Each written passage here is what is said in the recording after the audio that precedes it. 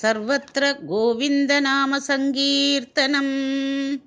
ഗോവിന്ദ ഗോവിന്ദ. ദശകം 52. വത്സാപഹരണവും ബ്രഹ്മഗർവശമനവും. അന്യാവതാരനികരേഷു അനിരീക്ഷിതം തേ ഭൂമാതിരേകം അഭിവീക്ഷ്യ തദാഘമോക്ഷേ ബ്രഹ്മാ പരീക്ഷിതുമനാഃ സപരോക്ഷഭാവം നിന്യേതവത്സഗണാൻ പ്രവിതത്യമായാം.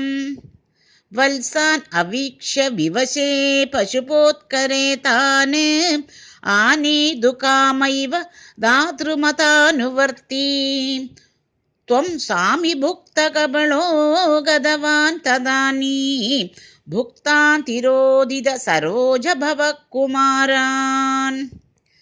വത്സായിതഃ തദനു ഗോപഗണായിതസ്ത്വം ശിഖ്യാദിഭാണ്ഡമുരളീഗവളാദിരൂപഃ പ്രാഗ്വത് പ്രഹൃത്യ വിപിനേഷു ചിരായ സായം ത്വം മായയാദ ബഹുധാ വ്രജം ആയയാധ.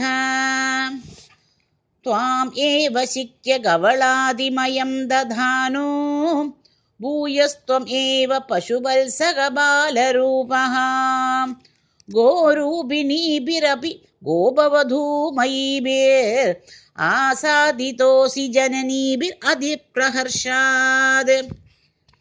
ജീവം ഹി കിഞ്ചിത് അഭിമാനവശാത് സ്വകീയം മത്വാ തനൂജ ഇതി രാഗഭരം വഹന്ത്യഃ ആത്മാനമേവ തു ഭവന്തമവാപ്യ സൂനും പ്രീതിം യയുർന കിയതിം വനിതാശ്ച ഗാവഃ.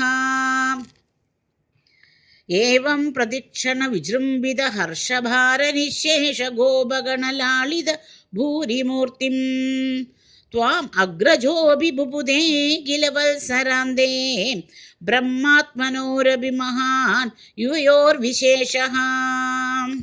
വർഷാവതൗ നവപുരാതന വത്സപാലാൻ ദൃഷ്ട്വാ വിവേകമസൃണേ ദ്രുഹിണേ വിമൂഢേ പ്രാദീദൃശ പ്രതിനവാൻ മകുടാംഗകാദിഭൂഷാൻ ചതുർഭുജയുജഃ സചലാംബുദാഭാൻ.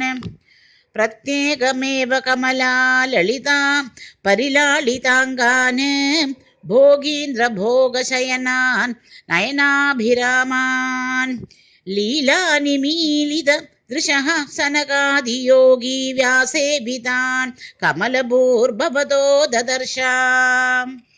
നാരായണാകൃതിം അസംഖ്യതമാം നിരീക്ഷ്യ സർവത്ര സേവകമഭി സ്വം അവേക്ഷ്യ ധാതാ മായാനിഭഗ്നഹൃദയോ വിമുമോഹയാവത് ഏകോ വിഭൂവിത തദാ കബളാർദ്ധപാണിഃ നശ്യന്മദേ തദനു വിശ്വപതിം മുഹുസ്ത്വാം നത്വാ ജനൂതവതി ധാതരി ധാമയാദേ പോതൈ സമം പ്രമുദിതൈഃ പ്രവിശന്നികേദം വാതാലയാദിപ വിഭോ പരിപാഹി രോഗാത്. സർവത്ര ഗോവിന്ദനാമ സങ്കീർത്തനം. ഗോവിന്ദ ഗോവിന്ദ.